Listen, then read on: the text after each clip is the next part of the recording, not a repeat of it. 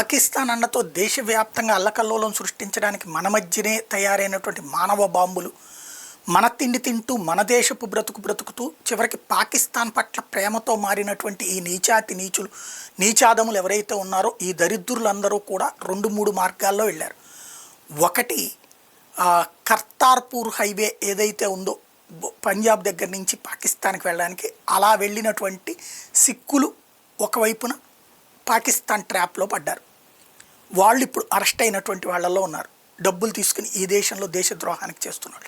రెండవది, ఇన్ఫ్లుయెన్సర్స్, యూట్యూబర్ల పేరుతో ఏదైతే గొప్పగా పాకిస్తాన్ అంటే అన్ని దేశాలని చూసొస్తామంటూ పాకిస్తాన్ని కూడా చూస్తాం అంటూ అక్కడికి పోయినటువంటి వాళ్ళు అక్కడ ఉన్నటువంటి వాళ్ళతో అక్కడికి వెళ్ళిన దగ్గర నుంచి వీళ్ళని ఇండివిజువల్గా వదిలిపెట్టలేదు. వీళ్ళ వెనకాల సైన్యము, వాళ్ళకి సంబంధించినటువంటి ఏదైతే దౌత్య కార్యాలయ సిబ్బంది ఉండి కేవలం పాకిస్తాన్కి అనుకూలంగా వీడియోలు మాత్రమే చేయాలి, పాకిస్తాన్కి వ్యతిరేకంగా ఒక్క వీడియో కూడా చేయకుండా, అందుకు నజరానాగా భారతదేశానికి వ్యతిరేకంగా వీళ్ళు అక్కడ మాట్లాడినందుకు భారత్లో ఇట్లా అనుకుంటుంటారు, కానీ ఇక్కడ వాళ్ళందరూ భారత్ అంటే ప్రేమతో ఉన్నారు, అసలు పాకిస్తాన్ చాలా అద్భుతమైనటువంటిది, ఇక్కడ హిందువులకు అద్భుతంగా ఉన్నారని చెప్పించినందుకు గాను కొంత నజరానాలు ఇచ్చి పంపించినటువంటిది రెండవ గ్రూపు.